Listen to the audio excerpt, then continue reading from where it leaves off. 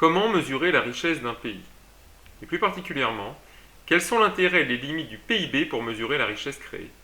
On s'intéressera donc au PIB comme indicateur des richesses produites. On distinguera deux niveaux. Le niveau d'un agent économique, niveau microéconomique, que cet agent soit une entreprise, une administration ou un ménage. Dans ce cas, on mesure la richesse créée par la valeur ajoutée.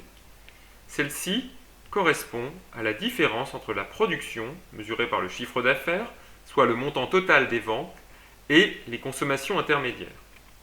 Au niveau d'un pays, au niveau global, au niveau macroéconomique, la richesse se mesure par le produit intérieur brut. Celui-ci s'obtient en additionnant l'ensemble des valeurs ajoutées des agents résidents, quelle que soit leur nationalité. Le PIB intègre donc la production marchande des entreprises, destinée à être vendue sur un marché, et la production non marchande, principalement celle des administrations, gratuites ou quasi gratuites. Précisons que cette dernière est mesurée par les coûts de production des services non marchands. Comment mesurer le PIB?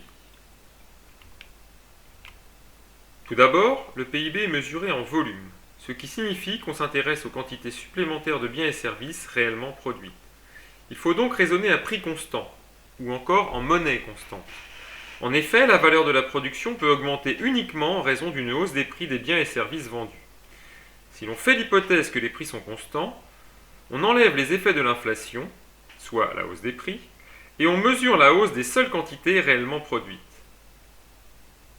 Quand on réalise des comparaisons internationales, on mesure le PIB en parité de pouvoir d'achat. On dit aussi PPA. Il s'agit du taux de conversion monétaire qui permet d'exprimer dans une unité commune les pouvoirs d'achat des différentes monnaies.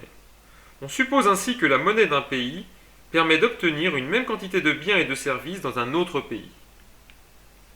En général, pour effectuer des comparaisons dans le temps, on utilise le taux de croissance annuel moyen. Il permet, en effet, de comparer des périodes de durée différentes.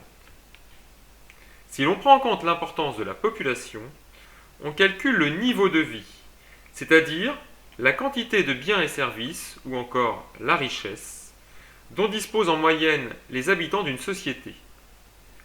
Celle-ci est mesurée par le PIB par habitant. Quel est l'intérêt du PIB? Le PIB est l'outil le plus largement utilisé dans le monde pour mesurer l'activité économique d'une nation. Il permet également de faire des comparaisons dans le temps, par exemple pour un même pays, d'une période à l'autre, mais aussi dans l'espace, par exemple pour une même période entre différents pays. Si le PIB présente un intérêt certain, il comporte également, comme tout indicateur, un certain nombre de limites. Tout d'abord, un certain nombre d'activités économiques ne sont pas prises en compte dans le PIB.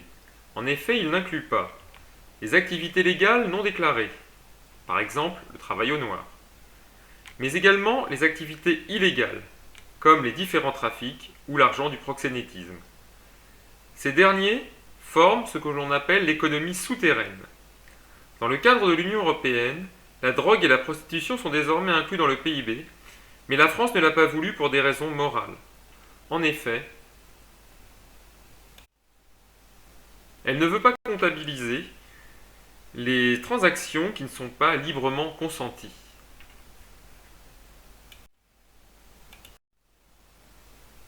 Le PIB ne mesure pas non plus la production bénévole et la production domestique.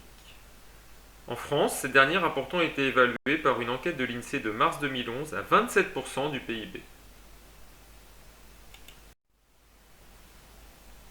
Par contre, le PIB inclut ou comptabilise des activités génératrices d'externalités négatives, telles que la pollution, ou encore les productions destinées à réparer les dégâts occasionnés par ces activités, telles que la dépollution par exemple.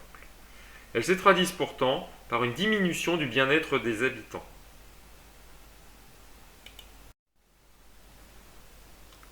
Si le PIB comporte un certain nombre de limites, il faut se demander comment les dépasser. La réponse des économistes a consisté à créer des indicateurs plus complets qui reflèterait mieux la richesse de la vie humaine dans toutes ses dimensions. Le plus connu d'entre eux est l'indicateur de développement humain, ou encore appelé IDH, mis au point par l'économiste indien prix Nobel en 1998, Amartya Sen. Cet indicateur fut créé en 1990 dans le cadre du Programme des Nations Unies pour le développement. L'IDH est un indicateur composite qui a pour objectif de compléter l'approche en termes de PIB, jugée trop réductrice, car seulement et uniquement économique et monétaire, en combinant 3 éléments. La longévité, qui reflète l'état de santé de la population, l'instruction, qui mesure l'accès au savoir, et enfin, le niveau de vie, mesuré par le PIB par habitant et qui reflète la richesse d'une nation. L'IDH varie de 0 à 1. Plus il est proche de 1, plus le niveau de développement de la nation considérée est élevé. Le classement des pays en fonction du PIB ou du PIB par tête diverge de celui en fonction de l'IDH, ce qui permet de souligner que le développement humain ne se limite pas à la richesse matérielle. En effet, les dimensions sanitaires et scolaires doivent compléter la dimension économique. Ainsi, la richesse des États n'est pas toujours convertie en progrès sanitaire et scolaire. Cependant, l'IDH apparaît lui-même comme insuffisant car il ne rend pas compte des inégalités présentes à l'intérieur d'une population. Par conséquent, d'autres indicateurs ont été construits pour mesurer notamment la pauvreté ou la situation spécifique des femmes. Pour mesurer le développement d'un pays, il ne faut pas en rester à une approche trop quantitative ou trop comptable de la mesure des indicateurs de la performance collective. Le plus important est la qualité de la vie à l'œuvre dans ce pays. Mais celle-ci doit être durable, d'où la nécessité d'assurer la soutenabilité du bien-être, c'est-à-dire sa capacité à se maintenir dans le temps. La soutenabilité est à la fois économique, sociale et environnementale. C'est la raison pour laquelle elle ne peut être ramenée à un seul indicateur qui pourrait la résumer. Elle renvoie à la notion que vous connaissez déjà de développement durable.